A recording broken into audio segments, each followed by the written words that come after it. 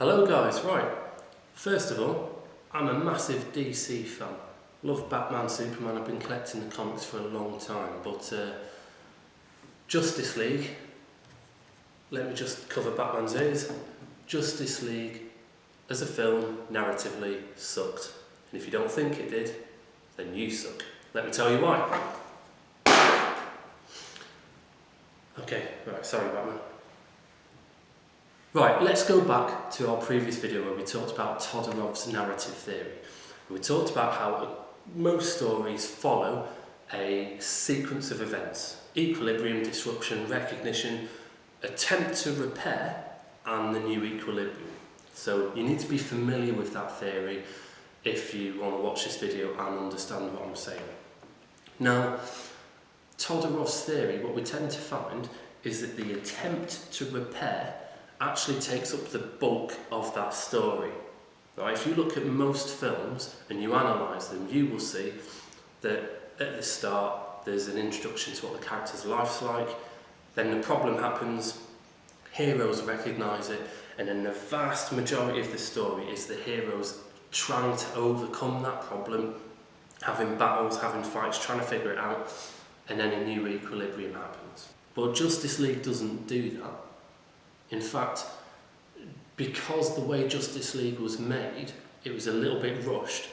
There was an assumption that the fans or the audience wouldn't understand enough of what was happening for them to follow that typical narrative structure. And so they tried to do a lot of different things. There's a lot of exposition. And let me explain why. So, warning, there's some spoilers if you haven't seen Justice League, but we're going to now pick apart, scene by scene, how they tried that narrative. So we open up with the equilibrium and we get introduced to our characters and how they used to be. So we're introduced to Superman, how things were. We're introduced to Batman, going around fighting bad guys. So that's two lots of equilibrium. And then we flip forward and we see Wonder Woman, and we're again at the equilibrium state, but for Wonder Woman as a character. So she's fighting these bad guys, it doesn't tie into the plot or the storyline, it's just equilibrium, it is just showing us what our character's world looks like. And then we're introduced still to some other characters via this sort of idea that Batman's recruiting people, but essentially it is still just equilibrium. So when he goes to see Aquaman and he's trying to recruit him, what we're getting as an audience is the equilibrium of what Aquaman's world looks like when there's no problems. Same again later on with Barry Allen and The Flash. So we're now quite a way into the story and we're in the equilibrium phase. We're still in the equilibrium phase, which normally is just a very quick thing at the beginning, a very quick subtle opener. Then finally the disruption happens. Steppenwolf lands, takes the box, and the disruption occurs. And then the Amazonians fire the fire and warn the signal. And then the disruption happens again, but it happens this time in Atlantis, and they take it away from Aquaman's home world, Atlantis. They take the box away from there.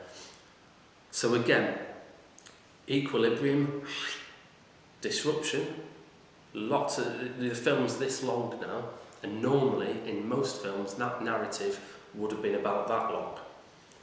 We then get the recognition, so we're about halfway through the film, and at this point, in this scene, Wonder Woman and Batman talk to each other where they explain what's going on, and our hero, Batman, is the hero of Justice League in this film because he's being pitched as the person going around putting all the team together.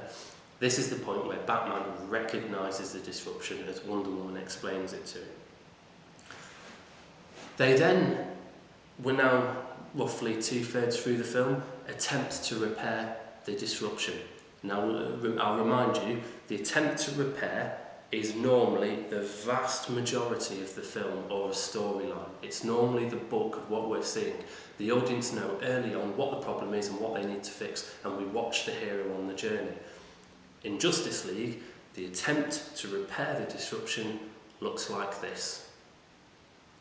Basically, they get attacked, they wake Superman up. There's a very, very short sequence where he sort of says, oh, I better go and help some people. Now again, the attempt to repair is normally the exciting part of the film. It's normally the bit that has got everyone engaged. We see people training, we see them getting better, we see them learning new skills. We then get to our final moment, the climactic sort of the part of the attempt to repair where, you know, they're finally going to overcome, and it looks like this. Is this guy still bothering you?